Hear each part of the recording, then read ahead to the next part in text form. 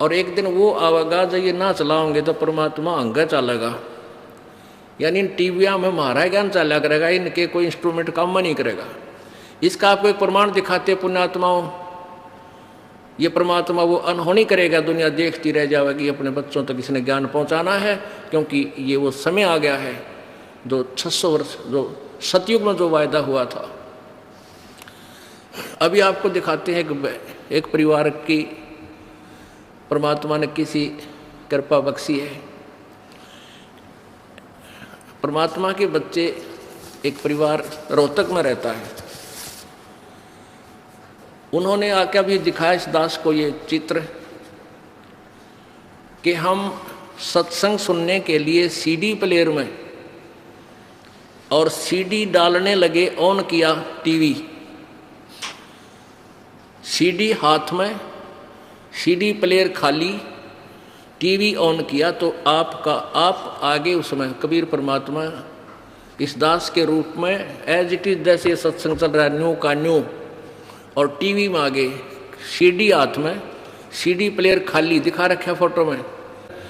और एक और ऐसा ही कमाल नासिक के अंदर, नासिक महाराष्ट्र में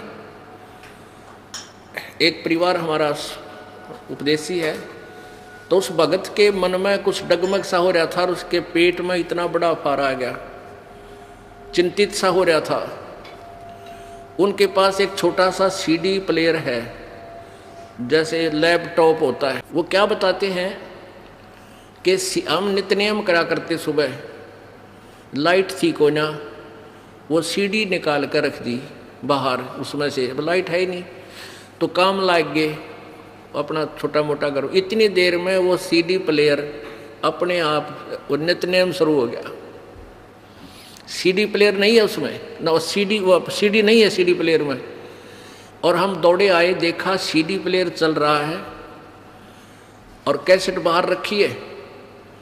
फिर वहाँ से लाए, आसपास के व्यक्तियों को बुलाया, एक फोटोग्राफर बुलाया। उस भक्त ने यहाँ फ़ोन किया हमारे पास, भगत के पास, कि ऐसे ऐसे हो गया, अनहोनी होगी। तो भक्त ने कहा कि तुम इसका फोटोग्राफ ले लो। तो आसपास के कई व्यक्ति इकट्ठे हो गए, फोटोग्राफर को लाए बुला कर 2 किलोमीटर तक जाकर, तब तक वो नित्य नेम चलता रहा। सब ने देखा तो वो लोग कहने लगे तुम तो कोई रिद्धि सिद्धि कर रहे हो, इसलिए यू आप बोल रहे हैं। रिद्धि सिद्धि कोई नया, परमात्मा की शक्ति बोल जा करेगी। अब आप सुनिएगा, बुलाइए इनको। इन्होंने ये फोटो ला कर दिया दास को, ये फोटो ला कर दिया इन बच्चों ने। ये सीडी प्लेयर ऊपर रखा है और ये खोल रखा कि इसमें सीडी नहीं है।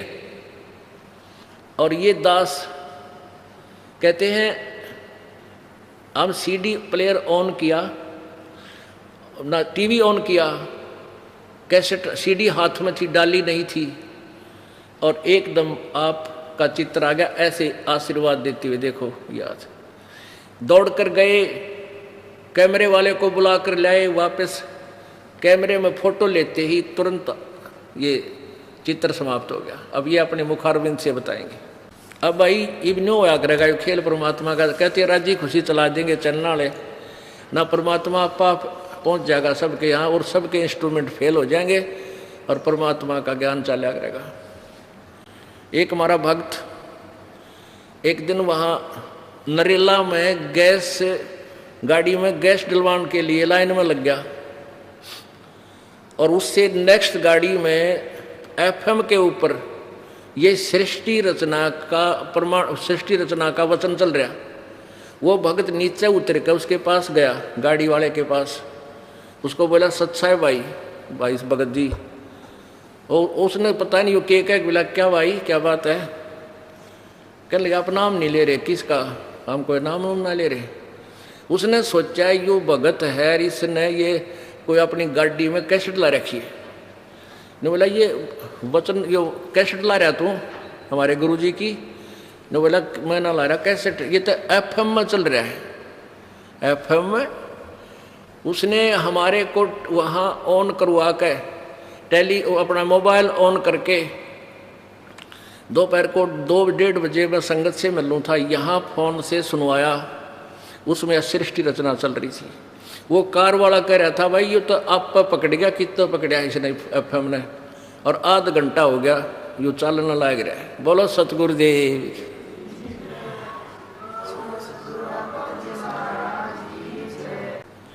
अब देखिएगा, बताइए भाई कैसे हुआ बच्चा? 4 अप्रैल 2010 की बात है। 4 अप्रैल 2010 की बात है। 2-3 दिन से केवल की कोई प्रॉब्लम हो रही थी, सत्संग आपका देख नहीं पा रहे थे, परमात्मा जागरण जो चलता था वो मिस हो रहा था परमात्मा। जागरण चैनल पे जो प्रोग्राम चल रहा है, किसी केबल के डिस्टर्बेंस के कारण ये सुन नहीं पाए थे, ये कह रहा है। रोजाना फिर एक सीडी अपने प्लेयर में रोजाना चला लेते थे। अच्छा, एक सीडी चलवा लेते थे डेली। उस दिन रोजाना की तरह हमने उस दिन रात में 10 बजे की बात है, इसी तरह से सीडी चलाने के लिए अपना टीवी ऑन किया ही था। उससे पहले कैसेट सीडी डाली थी नहीं? पहले परमात्मा को डीवीडी प्लेयर ऑन किया था कि भाई उसमें कोई और सीडी है तो उसको निकाल के दूसरी डाल ले। अच्छा, फिर वो सीडी प्लेयर का कवर जैसे ही बाहर आया, फिर मैंने टीवी ऑन किया। टीवी ऑन करने ते ही परमात्मा आप एकदम दृष्टिगोचर हो गए टीवी में, टीवी के ऊपर, और जबकि सीडी तो मैंने उसमें डाली भी नहीं थी। बोलो सतगुरुदेव की जय। ये तीनों परिवार हैं, ये परिवार के तीनों सदस्य हैं, ये इनकी माताजी, ये लड़का, ये बहन, इन तीनों ये प्रत्यक्ष दृष्टा है परमात्मा की। आज ही आकर दिन में इन बच्चा ने रोवर या बेटी बहन बतावे, हे भगवान ऐसा अचरज कदे देखा ना सुना। जब तक फोटो नहीं ले लिए 3-4 पिक्चर ऐसे रुक रही थी, जब तक ये इसके 3-4 फोटो नहीं ले लिए तब तक दवाइयों बुला के लाए किसी को, फोटो उतारने वाले को अपने पड़ोस से। उसने 3-4 फोटो लेते ही अपने आप चला गया, चित्र चला गया। उसके बाद ही परमात्मा मन मानने उतारण कैसे चंपा कैसे हो सकता परमात्मा। फिर भी हमने सीडी प्लेयर का स्विच ऑफ किया तो चित्र तो जा चुका था। फिर मैंने देखा भाई शायद हो सकता कोई सीडी वगैरह कोई फंक्शन में टकरा गया हो, इस वजह से मैंने सीडी प्लेयर को बार-बार ऑन ऑफ करके देखा भाई कहीं पीछे फिर रुकती हो, कभी कोई परमात्मा के इस कहानी को झूठा साबित करे। तो वो डाउट भी क्लियर किया परमात्मा का। और मन क्यों ही मानना है, सारे जिसके गांठ फूट ले जब टक गए, सारे भरम तोड़ दिया। अब इसमें एक और बता रहे हैं कि यदि ये चित्र है, ये टीवी है, सीडी प्लेयर है, क्या कहते हैं कि यदि सीडी प्लेयर चलेगा तो सबसे पहले सीडी प्लेयर की कंपनी का नाम आता है यहाँ पर।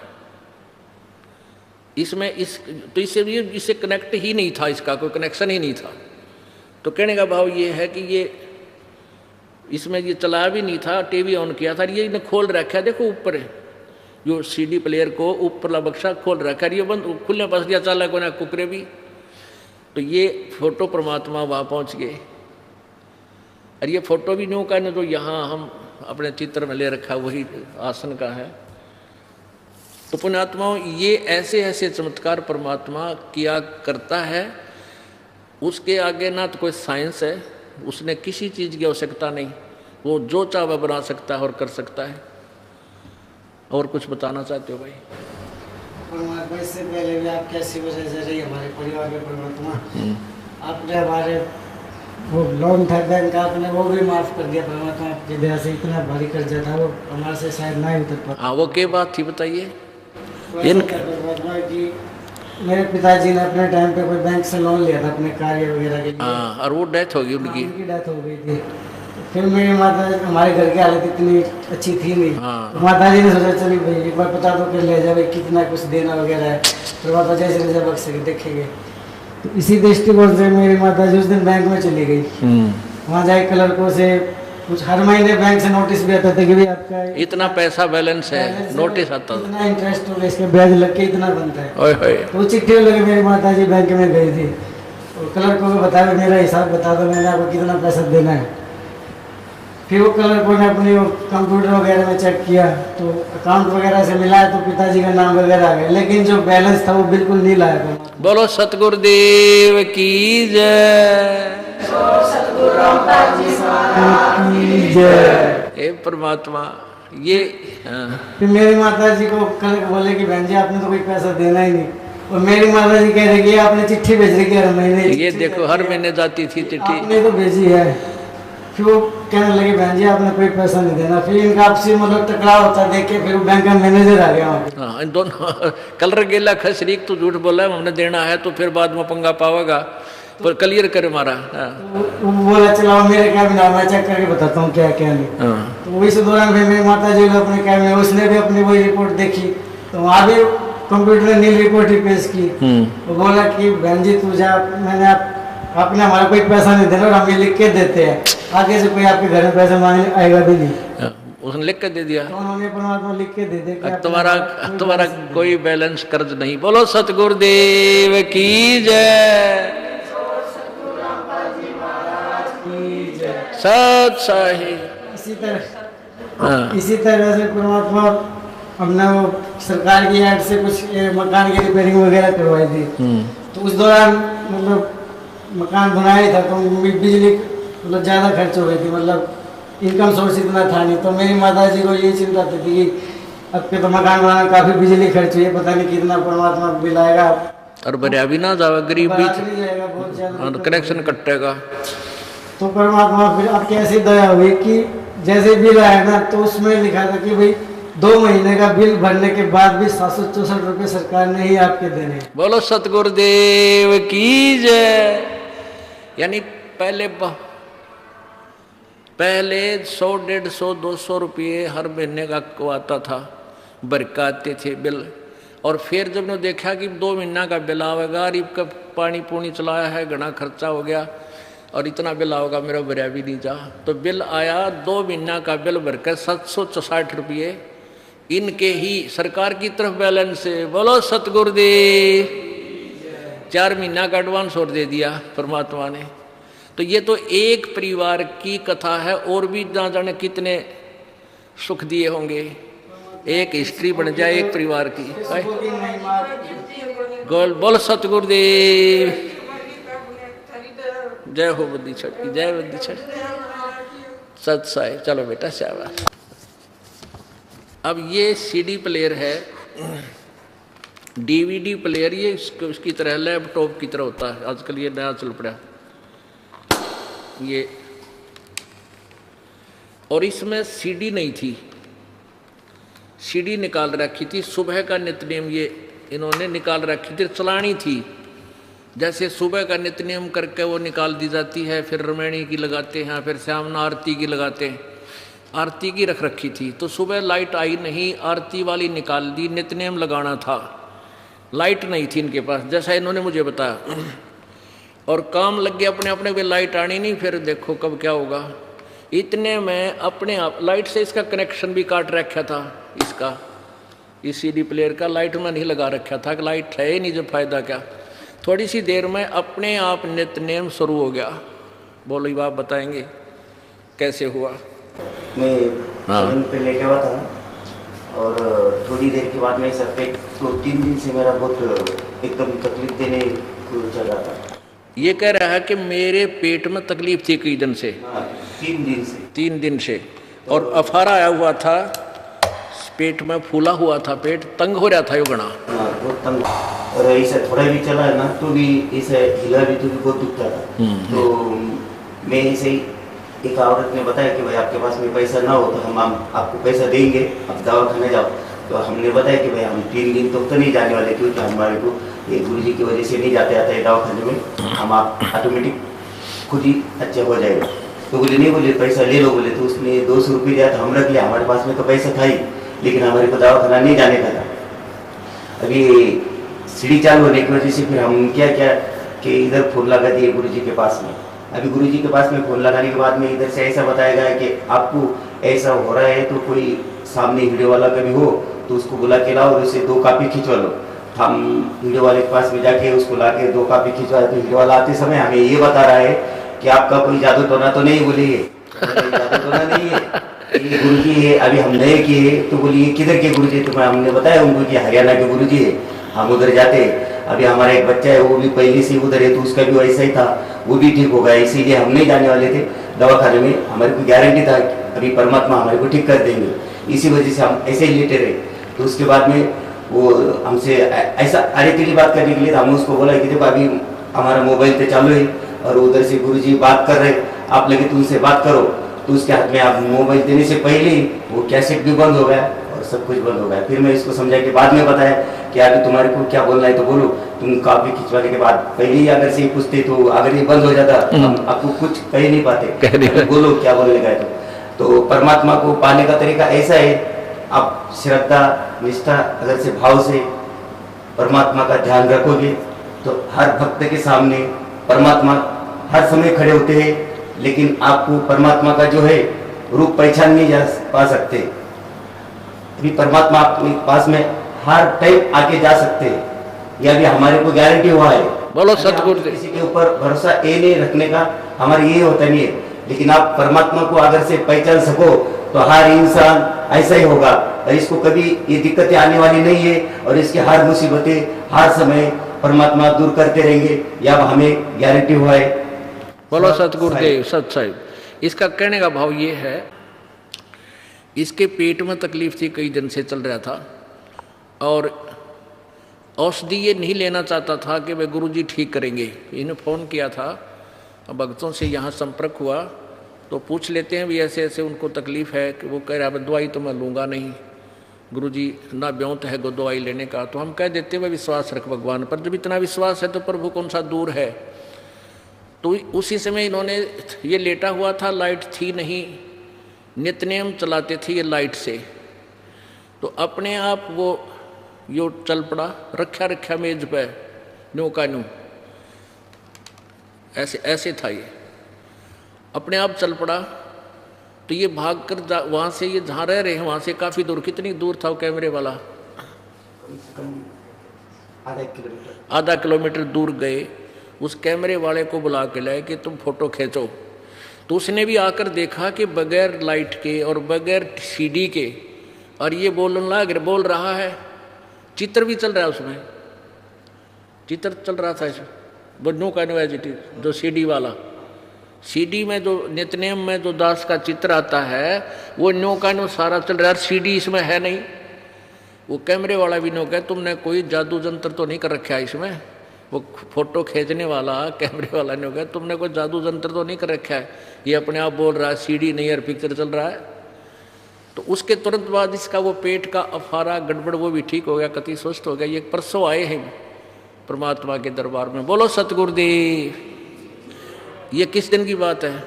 तो ये अभी हमारे उसके 8 दिन पहले, हाँ भी 7-8 दिन पहले की बात है, यानी आज 10 दिन पहले की बात है इनके साथ ये घटना घटी। पुण्यात्माओं, कहने का तात्पर्य ये है हमारा कि परमात्मा अपने बच्चों को इतना विश्वास दिला देता है कि मैं जो चाहे सो कर सकता हूँ। ऐसे ही परमात्मा को प्राप्त ये पुण्यात्मा आदरणीय गरीबदास जी कहते हैं, सतगुरु जो चावे सो कर ही, 14 कोट दूत जम डर ही, ऊत भूत जम त्रास निवारे, और चित्रगुप्त के कागज पाड़े। बोलो सतगुरुदेव की जय। सत साहिब। परम पिता परमेश्वर पूर्ण ब्रह्म सर्व सृष्टि रचनहार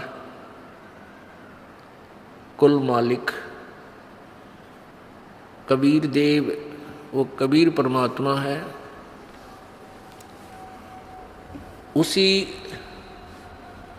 कबीर देव को उपमात्मक नामों से परब्रह्म, परम अक्षर ब्रह्म, पार ब्रह्म, एक होता है परब्रह्म, एक शब्द है पार ब्रह्म। परब्रह्म बोलते हैं नेक्स्ट, दूसरा। ब्रह्म माने प्रभु। एक होता है पार ब्रह्म। तो संतों ने जो पार ब्रह्म शब्द अपनी वाणी में बोला है वो परम अक्षर ब्रह्म अर्थात उस पूर्ण परमात्मा के विषय में है। पार माने सबसे आगे वाला, सबसे लास्ट वाला, यानी सुप्रीम, सर्वोच्च परमात्मा। वो परमात्मा, उसका वास्तविक नाम कबीर देव है। कबीर देव, वेदों में उसको कबीर देव कहा है। हम उसको कबीर देव कहने लगे। कबीर, हम वह को वह बोलते हैं, जैसे वेदों को वेद बोलते हैं अपनी साधारण भाषा में। सभी हिंदुस्तान में तकरीबन हिंदी भाषी जो व्यक्ति हैं वो ऐसा ही बोलते हैं, वह को वह बोलते हैं। धर्मवीर को धर्मवीर कहेंगे। तो ऐसे हम उस कबीर देव को, जो वेदों में कबीर देव से प्रसिद्ध है, उसको हम कबीर कहने लगे, कबीर। तो हम अपनी भाषा में फिर उसको लिखते समय कै बै कै बड़ी की मात्रा और रै पूरा लिखने लगे। और देव माने साहब, कबीर देव माने कबीर साहब, कबीर भगवान, कबीर परमेश्वर। तो ये परमात्मा कलयुग के अंदर अपने वास्तविक नाम से प्रकट होते हैं, सतलोक से चलकर आते हैं, शिशु रूप धारण करते हैं और अपना नाम कबीर ही रखवाते हैं। तो उसमें क्या होता है कि हिंदू और मुसलमान ये दोनों ही कबीर शब्द से प्रभावित होते हैं। मुसलमान, पवित्र मुसलमान धर्म के अंदर कबीर अल्लाह, बड़ा भगवान, अल्लाह माने प्रभु, कबीर माने वो बड़ा कहते हैं कबीर को। वो जो कुरान शरीफ में अल्लाहु अकबर, अल्लाह कबीर जो लिखा है, उसका अर्थ अब वर्तमान के जो मुसलमान भाई हैं वो उस कबीर का अर्थ बड़ा करते हैं, जबकि उसका नाम यूं का यूं ही होना चाहिए, अल्लाह कबीर, अल्लाहु अकबर। अकबीरू कहो, अकबीर अकबर कहो, ये एक ही मायने रखते हैं, ये एक ही शब्द है कबीर, अल्लाह कबीर। ऐसे ही जब आपको बताया वेदों में कबीर देव को हम कबीर बोलने लगे, तो परमात्मा उस कबीर नाम से, अपने वास्तविक नाम से प्रकट हुए। वैसे तो ये परमात्मा चारों युगों में आते हैं, सतयुग में सत्सुकृत नाम होता है, उसमें भी ऐसे ही एक बालक रूप धारण करते हैं, शिशु रूप धारण करते हैं। और वही पुण्यात्माएं जो पिछले संस्कारी होते हैं वो उनको उठा ले जाते हैं, परमात्मा लीला करते हुए बड़े होते हैं, अपने तत्व ज्ञान का प्रचार करते हैं। त्रेता युग में भी ऐसा ही होता है और द्वापर युग में नाम अलग होते हैं। त्रेता युग में मुनिंदर नाम से प्रभु आते हैं और द्वापर युग में करुणा में नाम से परमेश्वर आते हैं। पुण्यात्माओं, आपका बहुत सौभाग्य है, आपका जन्म जो ऐसे समय में हुआ है, अब आपका मोक्ष होगा। आपके ऊपर जो कर्म के, जो पाप कर्मों का दबाव है, पाप कर्मों के कारण जो संकट आए हैं, ये भी परमेश्वर कबीर जी अपनी शक्ति से, अपने विट्टो पावर से आपको सुख देगा। कल जो सत्संग प्रारंभ हुआ था उसके अंदर आपने सुना था कि परमेश्वर कबीर जी सर्वप्रथम जब इस काल के लोक में आए थे, सतयुग में, तो उसमें वो तपतशिला पर जल रही 1 लाख मानव शरीरधारी आत्माओं, यानी सूक्ष्म शरीर के अंदर वो प्राणी वहाँ तपतशिला पर, काल के 21वें ब्रह्मांड में वहाँ तपतशिला पर जल रहे थे, उनके पास आकर खड़े हुए थे। परमेश्वर कबीर जी की कृपा से वो तपतशिला, यानी वो अपने आप गर्म रहती है वो पत्थर की टुकड़ी, उसकी जो जलन थी, उसकी आँच थी, वो उन प्राणियों को लगना बंद होगी। टुकड़ी ज्यों की त्यों गर्म है, लेकिन परमेश्वर कबीर देव की कृपा से उनको वो जला नहीं रही थी, और उससे पहले वो तड़फ रहे थे, ये काल वहाँ भून रहा था। तो परमात्मा ने उनसे कहा था कि भाई, उनको ये सृष्टि रचना सुनाई थी जो आपको कल पूरे दिन में सुनाई गई। इस सृष्टि रचना को सुनकर सभी प्राणियों ने कहा था, परमात्मा हमारे साथ धोखा हो गया, हमारे ऊपर कृपा करो, हमें काल के जाल से छुटवा दो, हमने अपने पैर पे आप ही कवाड़ा मार रखा है। परमेश्वर कबीर जी ने कहा कि बच्चों, ऐसे मैं आपको नहीं छुड़वा सकता, क्योंकि तुम सब इच्छा से यहाँ काल के जाल में आकर फंसे हो। जब तुम संसार में चले जाओ, तुम्हें कभी मनुष्य जीवन मिले और मेरा कोई संत ये तत्व ज्ञान जो मैंने सृष्टि रचना बताई है, ये बता रहा हो, ये ज्ञान सुना रहा हो, उसकी शरण में चले जाना, उपदेश ले लेना, अपना पीछा छुड़वा लेना, तब मैं तुम्हें पार कर दूंगा।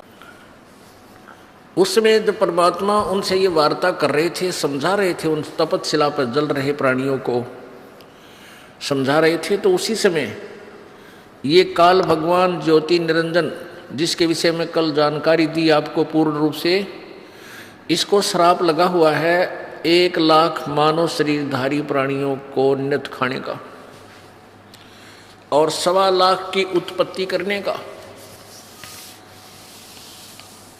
इसलिए इसने अपने तीनों पुत्रों को एक एक गुण से युक्त कर रखा है। रजगुण ब्रह्मा है, सतगुण विष्णु, तमगुण शिव जी। रजगुण ब्रह्मा के प्रभाव से प्रत्येक प्राणी संतानों उत्पत्ति करता है, यह जीव के बस की बात नहीं है।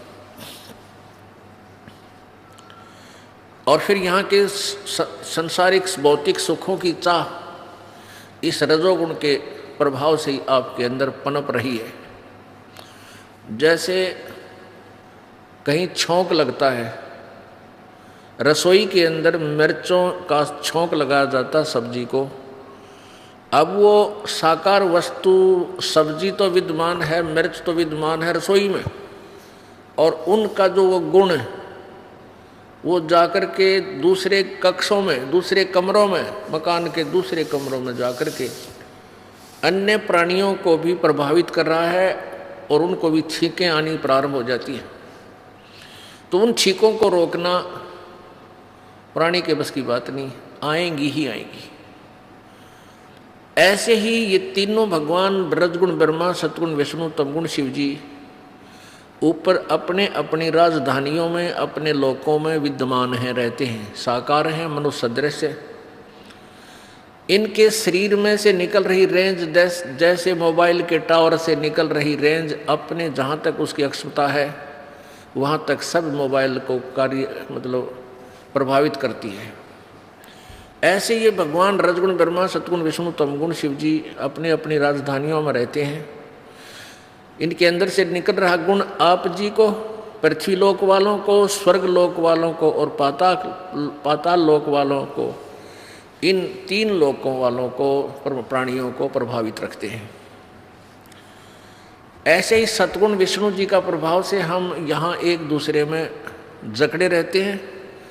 इतनी ज़बरदस्त ममता हमारे अंदर पैदा कर रखी है, जैसे पिता पुत्र का प्यार, माता का पुत्र पुत्रियों से प्यार, पिता का पुत्र पुत्रियों में प्यार, और बच्चों का माता पिता से प्रेम लगाओ, और संपत्ति को अपना मानना, या मेरी है, ये मेरी है। तो ये सब क्रिया जीव के अंदर सतोगुण भगवान विष्णु जी के कारण है, जिस कारण से हम इस काल के गंदे लोक में 100 कष्ट उठाकर भी यहाँ रहते हैं, रहना चाहते हैं, और एक दूसरे में हमारी ममता बनी रहती है।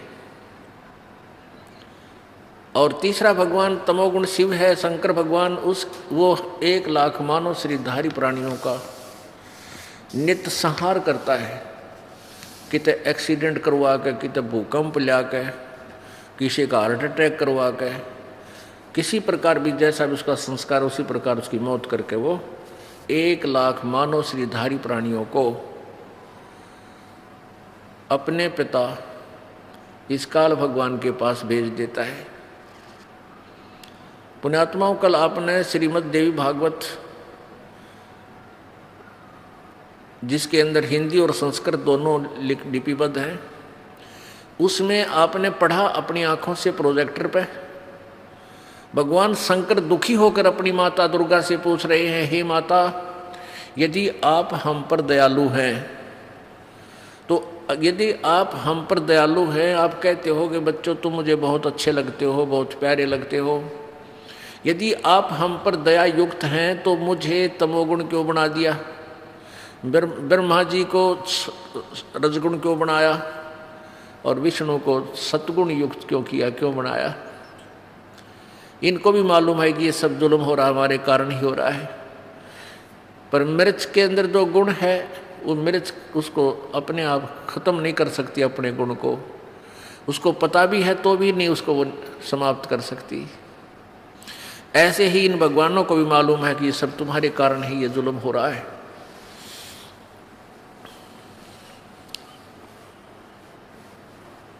अब इनको ये नहीं मालूम कि ये प्राणी जाते कहाँ हैं और क्या होता है इनके साथ। लेकिन यहाँ पर कोई जीव सुखी नहीं है। प्रत्येक प्राणी महसूस करता है कि ये केस आ गया भाई। आज किसी के पास बच्चे हैं, बेटा है, बेटी है, कार है, कोठी है, या सिंपल कोई साधारण घर मकान बना रखा है और सब आराम से अपने एक दूसरे में प्यार से रह रहे हैं, और 1 मिनट के बाद ना जाने कि ऐसी बुरी खबर सुन ले, वहाँ एक्सीडेंट हो गया, ऐसा बन गया। अब जिसमें इतना प्यार था उसके एक पल भी दूर नहीं रह सकते थे, वो सदा के लिए गया। पुण्यात्मा, हम तत्व ज्ञान के अभाव से हम भूल चुके हैं उस परमात्मा को। हमने ये मान लिया है कि मृत्यु और जन्म तो भाई सबका होगा, होता रहेगा, कोई बात नहीं, इतने जीवित इतने दमंडेरा लगे रहें, जब भी करना है वो करते रहें। अब सत्संग में आने से ये ज्ञान कराया जाता है कि जिस दौड़ धूप में तू सारा जीवन खो देता है और वो तेरा कुछ भी काम नहीं आएगा। ये तो यहाँ एक रोजी रोटी अपना पेट भरने के लिए धंधा आप कर रहे हो, उसी के काम आएगा, भविष्य में कोई काम नहीं आएगा। पुण्यात्मा, हम ये भी भूल चुके हैं कि परमात्मा ने वही देना है जो आपके प्रारब्ध में लिखा है। आपकी किस्मत में जो दुख और सुख है वही आपको मिलेगा, उतना ही आपको पैसा मिलेगा, उतनी आपको संपत्ति मिलेगी, उतना ही बेटा और बेटी है संतान मिलेगी। इसके अतिरिक्त आपको कुछ भी नहीं मिलेगा, चाहे कितना ही जतन कर लेना। यदि आप किसी जंतर मंतर या किसी अन्य 2 नंबर के धंधे से धन कमाना चाहोगे, या कोई जंतर मंतर करके, कोई अटबट करके, कुछ क्रिया से यदि तुम कोशिश करोगे कोई संतान की, वो संतान आपकी दुश्मन बन जाएगी। कई कारण होते हैं, जैसे अब यहाँ प्रसंग एक और आपके मन में शंका उत्पन्न होगी कि भी जो भगवान परमात्मा वही देता है जो उसकी किस्मत में है, दुख और सुख, तो दुखी प्राणी अब सुखी कैसे होंगे। अब यहाँ यही पहलू समझाया जाता है। जैसे कल के सत्संग में आपको 3 परमात्मा बताए गए थे, एक सर्वब्रह्म, एक अक्षर ब्रह्म, एक परम अक्षर ब्रह्म। ये सर्वब्रह्म जो है, सर्वब्रह्म, सर्वपुरुष, पुरुष कहो, ब्रह्म कहो, परमात्मा कहो, साहेब कहो, ये सर्वब्रह्म जो है ये काल है, ज्योति निरंजन है, ये 21 ब्रह्मांड का स्वामी है। और जो अक्षर ब्रह्म है ये 7 शंख, नील पद्म शंख ब्रह्मांड का स्वामी है। ये काल 1 लाख मानव शरीरधारी प्राणियों का आहार करता है। ये अक्षर पुरुष काल ब्रह्म पर ब्रह्म ये नहीं करता। ये ऐसे प्राणी नहीं खाता, वो काल नहीं है। लेकिन प्राण ने तो ब्रह्म के अंतर्गत जितने प्राणी हैं, क्षरपुरुष के अंतर्गत जितने प्राणी हैं वो पूर्ण मोक्ष प्राप्त कर सकते, और न ही अक्षर पुरुष के अंतर्गत जितने प्राणी हैं वो भी पूर्ण मोक्ष प्राप्त नहीं कर सकते। उनकी जन्म और मृत्यु सदा के लिए समाप्त नहीं हो सकती। और ये उसके बाद ब्रह्म के पुत्र हैं ब्रह्मा विष्णु महेश, ये भी आपको जैसा आपका संस्कार है वही दे सकते हैं, इसमें परिवर्तन नहीं कर सकते। चाहे आपके भाग्य में सुख है तो सुख भी आपको दिलाएंगे, ये दुख है वो भी दुख भी आपको प्राप्त करवाएंगे, चाहे किसी तरह करवाना पड़े। और परब्रह्म के लोक में भी यही व्यवस्था है कि वो परब्रह्म जो उनकी किस्मत में है उसी को देता है, उसमें कोई परिवर्तन नहीं कर सकता। अब तीसरे नंबर के जो पूर्ण परमात्मा हैं, परम अक्षर ब्रह्म, उसके पास ये पावर है कि वो आपके प्रारब्ध में लिखे हुए पाप दंड को, पाप कर्मों को समाप्त कर सकता है, नाश कर सकता है, कर देता है। कर्ता किसके है? जो पूर्ण संत से उपदेशी होता है, आजीवन मर्यादा में रहता है और विकार रहित रहता है, सब मर्यादाओं का पालन करता है, तो पूर्ण परमात्मा आपके भाग्य में जो दुख है, जो आपके प्रारब्ध में, आपकी किस्मत में, आप पाप के कारण जो आपको दंड मिलना है, उसको परमात्मा कैंसिल कर देंगे, समाप्त कर देंगे। और आपके भाग्य में कोई संपत्ति नहीं है और परमात्मा आवश्यक समझते हैं कि इस बच्चे को इतना तो अवश्य चाहिए, तो वो भी आपको अवश्य देंगे। लेकिन आपको इतना नहीं देंगे, इतनी संपत्ति नहीं देंगे, इतना धन नहीं देंगे कि वो आपकी जान का शत्रु बन जाए।